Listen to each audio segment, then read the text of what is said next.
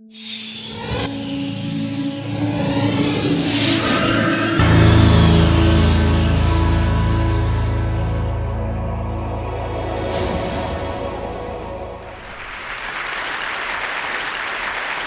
I want to talk to you about today is some of the problems that the military of the Western world, Australia, United States, UK and so on, face in some of the deployments that they're dealing with in the modern world at this time. If you think about the sorts of things that we've sent Australian military personnel to in recent years, we've got obvious things like Iraq and Afghanistan, but you've also got things like East Timor and the Solomon Islands and so on. And a lot of these deployments that we're actually sending military personnel to these days aren't traditional wars. In fact, a lot of the jobs that we're asking the military personnel to do in these situations are ones that in their own countries, in Australia, the United States and so on, would actually be done by police officers. And so there's a bunch of problems that come up for military personnel in these situations because they're doing things that they haven't really been trained for. And they're doing things that those who do them in their own countries are trained very differently for and equipped very differently for. Now, there's a bunch of reasons why we actually do send military personnel rather than police to do these jobs. If Australia had to send 1,000 people tomorrow to West Papua, for example, we don't have 1,000 police officers hanging around that could just go tomorrow, and we do have 1,000 soldiers that could go. So when we have to send someone, we send the military because they're there, they're available, and heck, they're used to going off and doing these things and living by themselves and not having all this extra support. So they are able to do it in that sense. But they aren't trained in the same way that police officers are, and they're certainly not equipped in the same way police officers are, and so this has raised a bunch of problems for them when dealing with these sorts of issues. One particular thing that's come up that I am especially interested in is the question of whether, when we're sending military personnel to do these sorts of jobs, we ought to be equipping them differently, and in particular whether we ought to be giving them access to some of the sorts of non-lethal weapons that police have. Since they're doing some of these same jobs, maybe they should have some of these things. And of course there's a range of places where you'd think these things would be really useful. So for example, when you've got military checkpoints, if people are approaching these checkpoints and the military personnel there are unsure whether this person's hostile or not, so this person approaching here and they say, well, is this a suicide bomber or not? Have they got something hidden under their clothing? What's going to happen? They don't know whether this person's hostile or not. If this person doesn't follow directions, then they may end up shooting them and then find out afterwards either, yes, we shot the right person, or no, this was just an innocent person who didn't understand what was going on. So if they had non-lethal weapons, then they would say, well, we can use them in that sort of situation. If we shoot someone who wasn't hostile, at least we haven't killed them. Another situation, this photo is actually from one of the missions in the Balkans in the late 1990s. Situation's a little bit different where perhaps they know someone is hostile, where they've got someone shooting at them or doing something else that's clearly hostile, throwing rocks, whatever. But if they respond, there's a range of other people around who are innocent people who might also get hurt. You know, the collateral damage that the military often doesn't want to talk about. So again, they would say, well, hey, if we have access to non-lethal weapons, if we've got someone we know is hostile, we can do something to deal with them and know that if we hit anyone else around the place, at least, again, we're not going to kill them. Another suggestion has been, since we're putting so many robots in the field, we can see the time coming where they're actually going to be sending robots out in the field that are autonomous. They're going to make their own decisions about who to shoot and who not to shoot without a human in the loop. And so the suggestion is, well, hey, if we're going to send robots out and allow them to do this, maybe it would be a good idea again with these things if they were armed with non-lethal weapons, so that if the robot makes a bad decision and shoots the wrong person again, they haven't actually killed them. Now, there's a whole range of different sorts of non-lethal weapons, some of which are obviously available now, some of which they're developing. So you've got traditional things like pepper spray, OC spray up the top there, or tasers over here. The one on the top right here is actually a dazzling laser intended to just blind the person momentarily and disorient them. You've got non-lethal shotgun rounds that contain rubber pellets instead of the traditional metal ones. And this one in the middle here, the large truck, is actually called the active denial system, something the US military is working on at the moment. It's essentially a big microwave transmitter. It's sort of your classic idea of a heat ray. It goes out to a really long distance compared to any of these other sorts of things, and anybody who is hit with this feels this sudden burst of heat and just wants to get out of the way. It is a lot more sophisticated than a microwave oven, but it basically is boiling the water molecules in the very surface level of your skin. So you feel this massive heat and you go, I want to get out of the way. And they're thinking, well, this will be really useful in places like where we need to clear a crowd out of a particular area if the crowd is being hostile, if we need to keep people away from a particular place, well, we can do that with these sorts of things. So obviously there's a whole range of different sorts of non-lethal weapons we could give military personnel, and there's a whole range of situations where they're looking at them and saying, hey, these things would be really useful. But as I said, the military and the police are very different. Yes, you don't have to look very hard at this to recognise the fact that they might be very different. In particular, the attitude to the use of force and the way they're trained to use force is especially different. The police, and knowing because I've actually helped to train police, particularly in Western jurisdictions at least, are trained to de-escalate force, to try and avoid using force wherever possible, and to use lethal force only as an absolute last resort. Military personnel are being trained for war. So they're trained that as soon as things go bad, their first response is lethal force.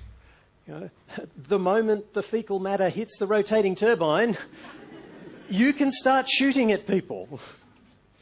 So their attitudes to the use of lethal force are very different, and I think it's fairly obvious that their attitude to the use of non-lethal weapons would also be very different from what it is with the police.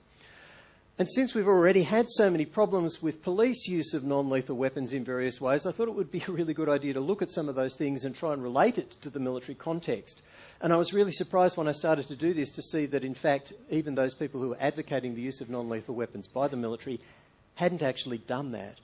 They generally seem to think, well, why would we care what's happened with the police? You know, we're looking at something different, and didn't seem to recognise, in fact, they were looking at pretty much the same stuff.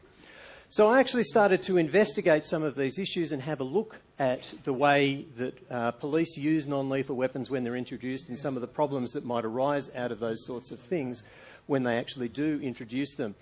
And, of course, being Australian, I started looking at stuff in Australia, knowing, again, from my own experience about various times when non-lethal weapons have been introduced in Australia. So one of the things I particularly looked at was the use of OC spray, Oleresium capsicum spray, pepper spray, by Australian police, and seeing when that had been introduced, what had happened, and those sorts of issues. And one study that I found, a particularly interesting one, was actually in Queensland, because they had a trial period for the use of pepper spray before they actually introduced it more broadly. And I went and had a look at some of the figures here. Now, when they introduced OC spray in Queensland, they were really explicit. The police minister and a whole heap of other public statements made about it. They were saying, this is explicitly intended to give police an option between shouting and shooting. You know, this is something they can use instead of a firearm in those situations where they would have previously had to shoot someone. So I went and looked at all of these police shooting figures, and you can't actually find them very easily for individual Australian states. I could only find these ones. This is from an Australian Institute of Criminology report. As you can see from the fine print, if you can read it up the top, police shooting deaths means not just people who have been shot by police, but people who have shot themselves in the presence of police. But this is the figures across the entire country, and the red arrow represents the point where Queensland actually said, yes, OK, this is where we're going to give all police officers across the entire state access to OC spray. So you can see there were 6 deaths sort of leading up to it every year for a number of years. There was a spike, of course, a few years before, but that wasn't actually Queensland. Anyone know where that was? It wasn't Port Arthur, no. Victoria? Yes, correct. That spike was all Victoria. So it wasn't that Queensland had a particular problem with deaths from police shootings and so on. So 6 shootings across the whole country, fairly consistently over the years before. So the next 2 years was the years they studied, 2001, 2002. Anyone want to take a stab at the number of times, given how they've introduced this, the number of times police in Queensland used OC spray in that period? Hundreds? 1, 3? Thousands, getting better. Explicitly introduced as an alternative to the use of lethal force. An alternative between shouting and shooting. I'm going to go out on a limb here and say that if Queensland Police didn't have OC spray, they wouldn't have shot 2,226 people in those 2 years. In fact, if you have a look at the studies that they were looking at, the material they were collecting and examining, you can see the suspects were only armed in about 15% of cases where OC spray was used. Right? It was routinely being used in this period, and of course still is routinely used because there were no complaints about it. Not within this, in the context of this study anyway. It was routinely being used to deal with people who were violent, who were potentially violent, and also quite frequently used to deal with people who were simply passively non-compliant. Right? This person is not doing anything violent, but they just won't do what we want them to. They're not obeying the directions that we're giving them, so we'll give them a shot of the OC spray. That'll speed them up. Everything will work out better that way. Right? This was something explicitly introduced to be an alternative to firearms, but it's being routinely used to deal with a whole range of other sorts of problems. Now, one of the particular issues that comes up with military use of non-lethal weapons and people when they're actually saying, well, hey, there might be some problems, there's a couple of particular problems that get focused on. One of those problems is that non-lethal weapons may be used indiscriminately. One of the fundamental principles of military use of force is that you have to be discriminate. You have to be careful about who you're shooting at.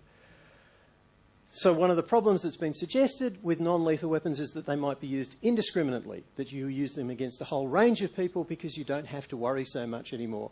And in fact, one particular instance where I think that actually happens, where you can look at it, was the Braga theatre siege in Moscow in 2002, which probably a lot of you, unlike most of my students at ADFA, are actually old enough to remember. So Chechens had come in and taken control of the theatre. They were holding something like 700 people hostage. They'd released a bunch of people, but they still had about 700 people hostage.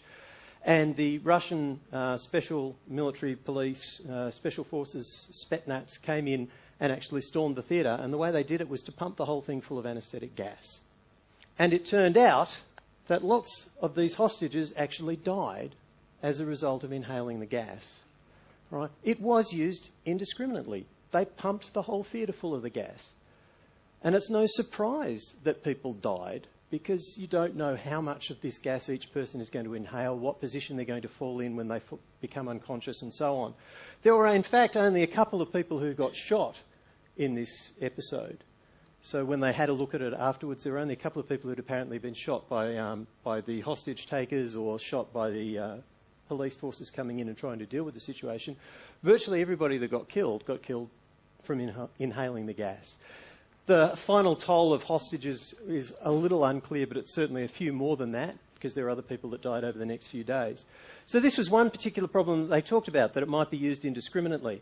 Second problem that people sometimes talk about with military use of non-lethal weapons, and it's actually the reason why in the Chemical Weapons Convention it's very clear that you can't use riot control agents as a weapon of warfare. The problem with that is that it's seen that sometimes non-lethal weapons might actually be used not as an alternative to lethal force, but as a lethal force multiplier. That you use non-lethal weapons first so that your lethal weapons will actually be more effective. The people you're shooting at aren't going to be able to get out of the way. They're not going to be aware of what's happening, and you can kill them better. And in fact, that's exactly what happened here. The hostage takers who had been rendered unconscious by the gas were not taken into custody. They were simply shot in the head. So this non-lethal weapon was being used, in fact, in this case, as a lethal force multiplier to make killing more effective in this particular situation.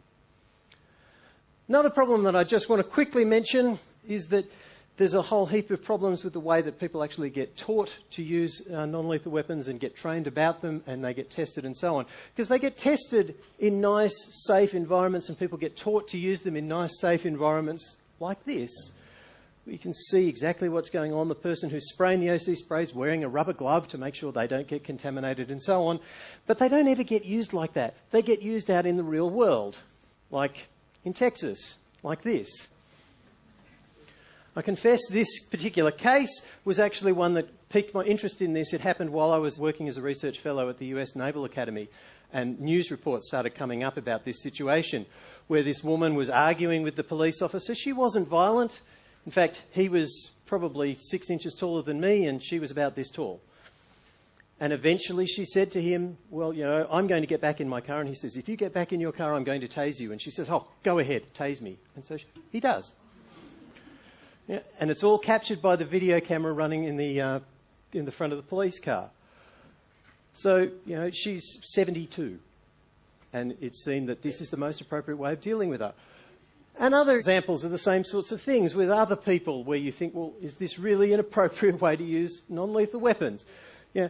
Police chief fires taser into 14-year-old girl's head. She was running away. What else was I supposed to do?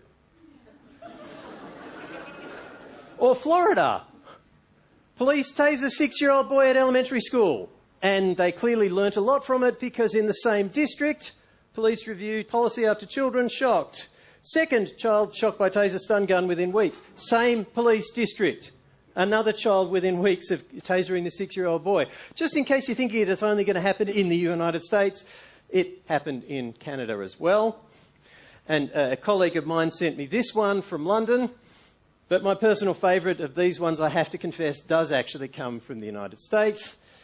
Officers taser 86-year-old disabled woman in her bed. I checked the reports on this one. I looked at it. I was really surprised. Apparently, she took up a more threatening position in her bed. I kid you not. That's exactly what it said. She took up a more threatening position in her bed. Okay. But I'd remind you what I'm talking about. I'm talking about military uses of non-lethal weapons. So why is this relevant? Because police are actually more restrained in the use of force than the military are. They're trained to be more restrained in the use of force than the military are. They're trained to think more, to try and de-escalate. So if you have these problems with police officers with non-lethal weapons, what on earth would make you think it's going to be better with military personnel? The last thing that I would just like to say, when I'm talking to the police about what a perfect non-lethal weapon would look like, they almost inevitably say the same thing. They say, well, it's going to be something that's nasty enough that people don't want to be hit with this weapon. So if you threaten to use it, people are going to comply with it. But it's also going to be something that doesn't leave any lasting effects. Right? In other words, your perfect non-lethal weapon is something that's perfect for abuse. What would these guys have done if they'd had access to tasers or to a man-portable version of the active denial system? A small heat ray that you can use on people and not worry about. So I think, yes, there may be ways that non-lethal weapons are going to be great in these situations, but there's also a whole heap of problems that need to be considered as well. Thanks very much.